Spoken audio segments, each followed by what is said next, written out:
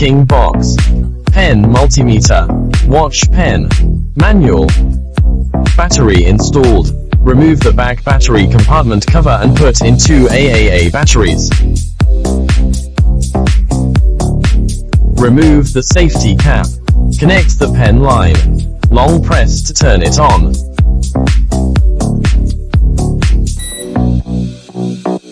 Flashlight lighting. Not afraid of dark environments. Switch to NCV mode. Flashes red and beeps when a nearby power supply is detected. Switch to live mode. Turn on the red light and sound a beep for the live wire, and a silent beep for the zero wire. Switch to NCV mode, and check the breakpoint position along the line when the single-stranded line is charged.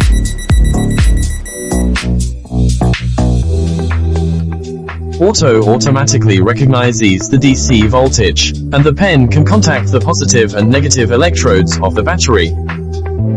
Auto automatically recognizes the AC voltage.